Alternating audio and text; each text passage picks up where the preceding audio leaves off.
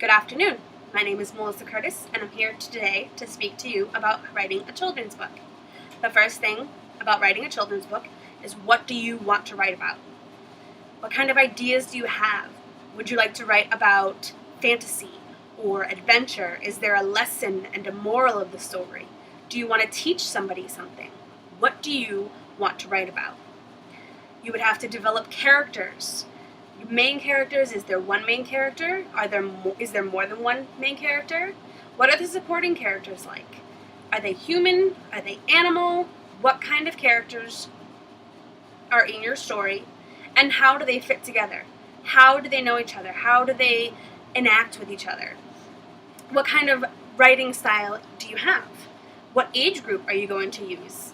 Is there going to be a toddler age group, which is between 2 and 5 years old?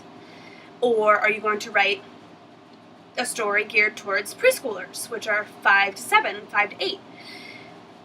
Some of the things you could think about and you could write about for these age groups are going to bed, using the potty, fighting with siblings, fighting at school, feelings. Are you angry? Are you happy? Are you sad? Good and bad, the difference between doing good and doing bad. Magic, running away because you don't want to listen to your parents, not wanting to clean up, pick up your toys. One of the things you could do as well is to have a catchphrase. Dr. Seuss had many catchphrases, probably for just about every single one of his books, as he is worldwide famous. Always write with flair, pizzazz. Make it silly, make it fun. Kids love to laugh. And what parent doesn't want to hear their kid laughing? It's absolutely beautiful to my ears. Show personality through speech and actions with your characters. Don't just say, oh, Bobby didn't want that. Use your words. Well, Bobby said this. Bobby says, I don't like that. There is a big difference between saying Bobby doesn't like it and having Bobby actually say it. Some of the things that you could think about: you don't want scary stories. Kids hate scary stories. That's a little bit of an older genre. Goosebumps novels are very famous and they are scary for kids. So if you're gearing towards a younger age group, keep it happy. Happy endings are happy. Step into the shoes of a child. What do they want to hear about? Use your imagination and keep it simple. By making it difficult, it makes kids not understand it as much, and it doesn't keep their attention. Keeping it simple, short words, fun words, make up your own words, a silly word. Long names are some things to avoid. Slang is another thing. Long names like Rumpelstiltskin, if you have a long name like that, it's a notorious name, it's a memorable name. It's easy to say, but it's not difficult. It's a long name, but it is difficult.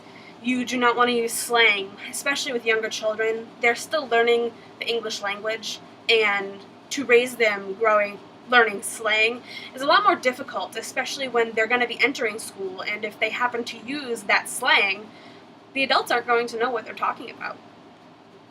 One of the things you can think about too while writing this book is to write an outline to help yourself. Write about the characters. What are their personalities going to be like? Are they going to be a bully? Are they going to be, the smart kid? Are they going to be, who is this character? What do they look like physically? Does Steve always wear a red baseball cap? Does Mary always wear skirts and only skirts? Does Patrick wear suspenders every day? And what are their surroundings? What is around them? Are they at school? Are they at home? Do they go back and forth in this story? What is the conflict? Is it an internal conflict with the character himself, where he feels that he's doing something right and somebody's telling him he's wrong? Or is it an external factor where he's being bullied at school? And what is the climax of this story? What is the peak of this story that everything comes together and finally just says, oh, this is it, hooray, this is it, we're downhill? What is the resolution? What comes next? What comes after the climax and the excitement of the book? Is everything resolved? Again, happy endings. When writing a children's story, the other thing is, do you want to include illustration? You could use clip art, freehand. If you are going to publish this and you do have freehand, be prepared that A publisher may actually choose another artist to come in and illustrate this story just because it may sell. Do you want to use a lot of color? Do you want to use shapes and objects? Personally, when I read stories to my daughter, I love taking a second and saying to her, what colors do you see? What shapes do you see? What do you love about this picture? And what do you not like? Is something scary? Is something sad? Is something happy? Is something silly? There's so much that goes into writing a children's book, but the number one thing is to make sure to have fun, be creative, and get silly. Thank you.